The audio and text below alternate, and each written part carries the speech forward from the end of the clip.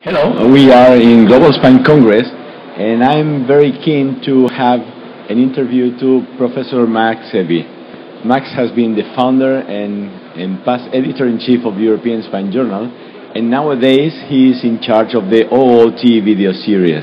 And I would like to focus our conversation on this, Max. My first question is, when did you have the idea of introducing into the European Spine Journal a video series? This was about 8 years ago, because I was involved in Bern in this Morris Muller, the former hip surgeon, and he closed everything down when he was realizing that his days are counted. And so I found a whole laboratory for filming and for recording, and I thought this is really a pity to throw this away. For £1 and I bought it for £1, and then we realized that everything was outdated and we have to buy new things, and so we had to build this up. And so the first thing what we did were so-called live surgery symposiums, where we transmitted from the operating theater into the lecture hall, and with time we had some films, and then I started to think why we are not going to put these films on a platform so a wider public can see it. And that's how it started. And we have no support from industry or anything. At the beginning there was the journal who helped to start that. I put also my own money in that from my patients, and that's how it grew. Okay. And it's very important to know not only when it started, but also why. What do you think that video is necessary, or is convenient, or is good to have in a journal, in a scientific journal? What's the role of video? I think that when you watch what's going on in this so-called journal market, then it's definitely clear that people, we as doctors, are not different from the normal people in the world. And when you look what people do, then they are constantly on their devices, and when you really study what they do on their devices, there are two things. One is communicate by messages, and the other one is to see pictures. And in fact, it's very interesting that Watson News is a big news channel, and they make an advertisement now everywhere in the world where they read news, and then they cross-read and they put see news. And that's the trend in our time. And if you want to help to educate people, you have to give them the opportunity to see pictures. And surgery is something you learn with pictures. You learn with, three-dimensionally. And when we put films, we try to put films from surgeons who are experienced, who have a good track record. So the learners have the opportunity to see how a guy is doing that. It's like in music, you listen a piano concerto maybe from I don't know, from some famous pianist from abroad, from Baden-Baden, or you want to listen to former times, Clara Huskin. So you listen to the same music, but there is different interpretation. And surgery is not a science. Surgery is a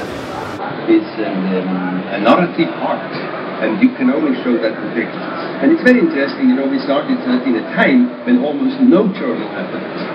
And now you go on all these famous journals, UN Journal of Family, JMO, Lancet, JBJS, all now have video platforms.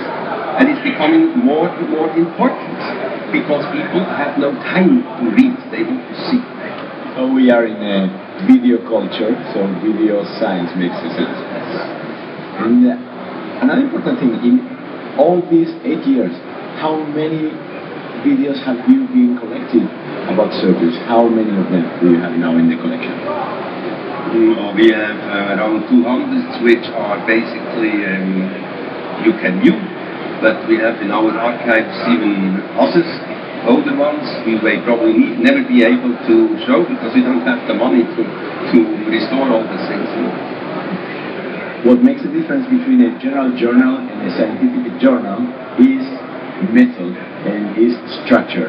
How are these videos structured in order to be a scientific tool? Oh, it's not so much a scientific tool, it's a teaching tool. And in a teaching tool, you need to have to certain principles. You need to outline what is the purpose of what you want to teach. Then you have to show the material on which you base your teaching.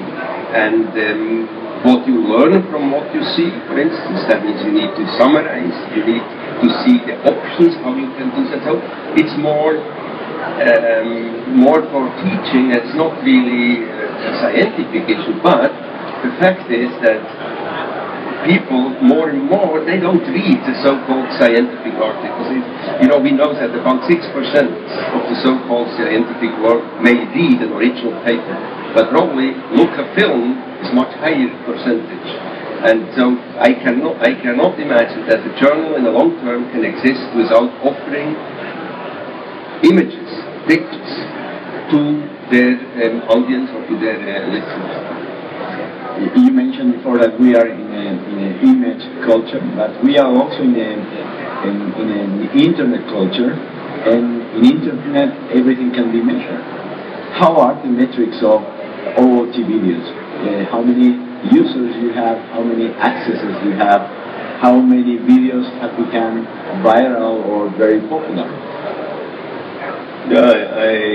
Out of my head, I don't want to say wrong things, but I know that there is a community of OOT community which is more than 1,000 now, and there have been videos which have been seen more than 200,000 times, because these videos are also on YouTube, and therefore what we see is a monthly view of these videos is in the amount of 8 to 10,000, and it's growing steadily. That's a lot.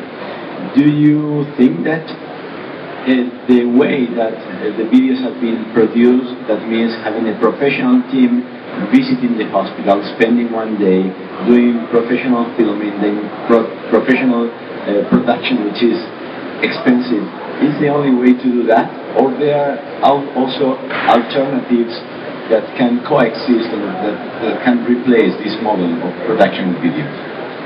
Yes, I think we have fundamentally to rethink this, because, as you said, this is very costly, and of course we claim that it's a very high quality, but we are realizing that this is not going like that anymore, so we have opened a second channel where you can basically submit any film you want, surgical films, like in YouTube, and then we will classify them according to whether they are viewed or not. Those which are the highly viewed ones, we may ask then also to structure them according to what we think. And also the recording. I don't think that you need a film team as we have today in the future, because there is technologies which will replace completely this. And I'm working with a team in the Institute of Technology in Switzerland, where we developed a system where you can film as you do surgery. You don't need a team, and you can stream it. You can immediately send it. I mean, this is going to change fundamentally, and it is low cost. Thank you, Max, for this very interesting point of view, and thank you for your work for making things happen and being available to people. Thank you very much. Thank you.